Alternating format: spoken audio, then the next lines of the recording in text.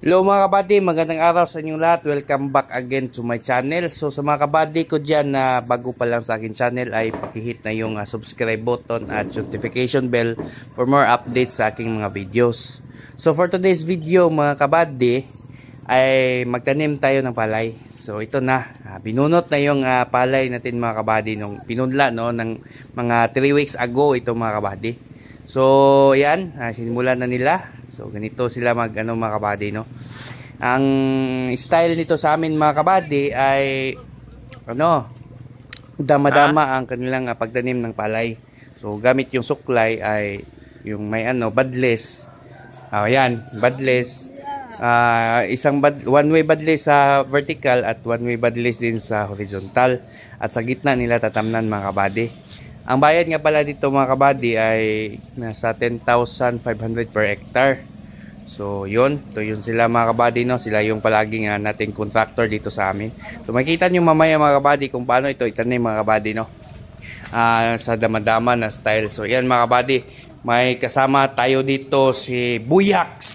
Ito siya yung nakatira dito sa isla sa Pitugo mga kabady, sa Bohol. Si Buyax. Siya yung taga badlis mga kabady. So ayan, ganyan daw pag badlis mga kabady no. Ganyan. So mas maganda mga kabady kung magbadlis kayo ay walang tubig para makita yung badlis mga kabady. So ayan, sila nagkwentuhan. Ayan. Yan mga kabady, meron ding taga-tanim. So ganyan pag lang pagtanim mga kabady. So diyan sa gitna. So makita nyo diyan mga kabady, sa gitna nila tinanim. At saka yung pagtisok nila mga kabady ay dalawa-tatlo lang para magkasya itong ating palay sa sa ating palay. Magkasya itong ating palay sa mga area natin. So ayan tingnan nyo mga kabady, ganyan lang mga kabady, napakadali lang mga kabady. So yun, pakyawan ito. So kapag natapos nila ito mga kabady ay dyan na natin sila bibigyan ng pera. So yun, tingnan nyo, ang dali lang.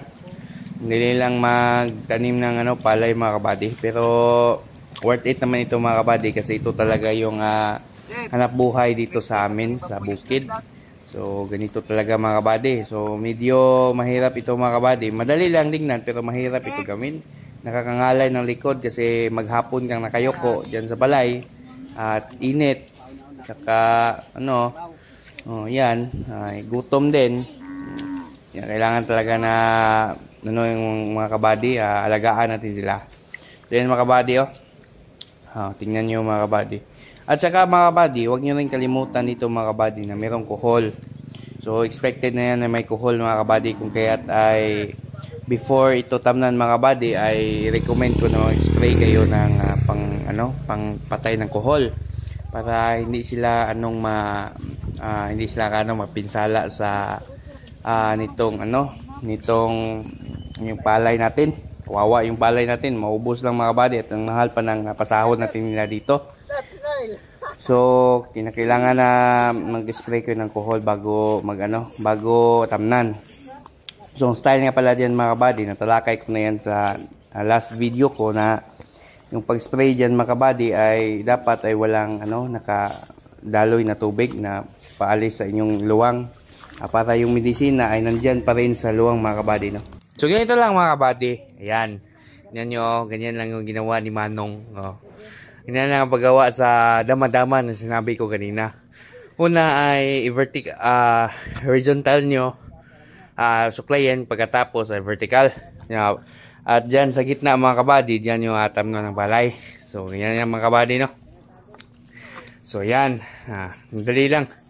So ito yung itsura mga kabady. Parang parang siyang diamond o square. So yun, yan lang mga kabady.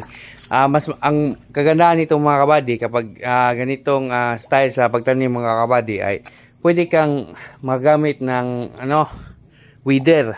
Ano ba yung weeder? Ito yung weeder mga kabady. Ito yung ginagamit upang pag-control ng mga damo sa ating balayan. So, pwede na tayong hindi gagamit ng herbicide nito. Kasi pwede na itong iwid gamit yung pangdusdos ng mga kabady. So maganda yun mga kabady para hindi ma-applyan ng chemicals itong ating palayan. So organic yun at saka ma-cultivate yung lupa at saka maganda ito sa ating palay. So ayan mga kabady, ito yung advantage sa ganitong pagtanim nga estilo mga kabady. So yan. So wag niyo lang kalimutan mga kabady na after tamnan ay i-check niyo palagi kung merong mga palay na kinain ng kuhol. Sayang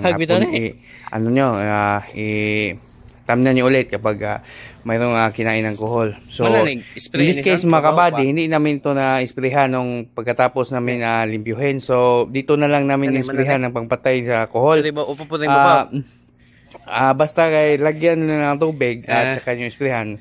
So wag niyo lang hayaan na may butas yung pilapil nyo para nandyan pa rin yung medisina. O ganyan lang mga kabady ginagawa ni Manong.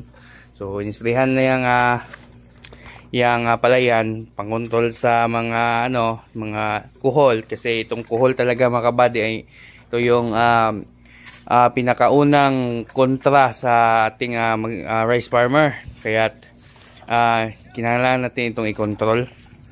So meron ding mga iba mga kabady na organic na ginagamit nila. So yung mga balat ng saging, yung balat ng langka. So lang nito sa palay, ilagay lang yung mga kuhol ay ma-attract siya doon. Pero sa case ito mga kabady ay gusto namin ng madalian. So ganyan lang namin ginamit lang namin itong mga kabady, no. So yan mga kabady, ang ganda ng ating palay. So after week nito mga kabady, mga 5 days ay mag-spray tayo ng amo dito. Yung ating growth enhancer para mas lumaki itong ating palay. So pwede rin mag-apply tayo ng mga granules fertilizer mga kabady. Pero sa case ko ay hindi ako doon kasi yung lupa natin ay hindi masanay mga kabady. So mas maganda na sanayin natin itong lupa na organic para ang kuang darating yung panahon na maginhawa ang ating ating lupa maganda, ay hindi na ito mag-need ng abono. So ayun mga kabady, spray lang tayo para matay itong kuhol. So keep on watching mga kabady.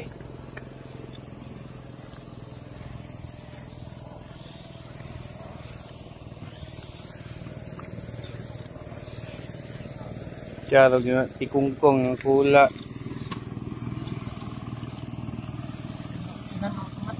Ha?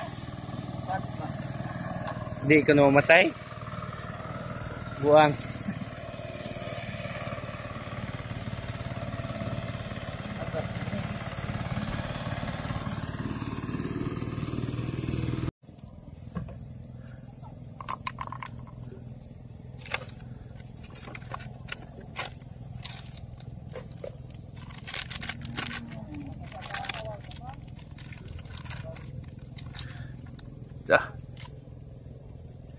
One mong pinakusgam kuan pinagwapuhan ni Riz kuan Bohol Kabangkalan. Ricky boys Chico magkabo ni mo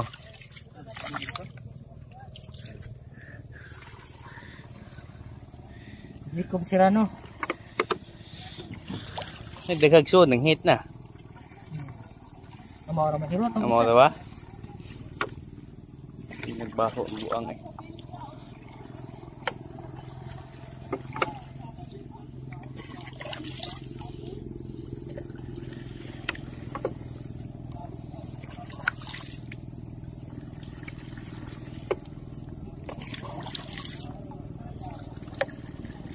Amban ko naman.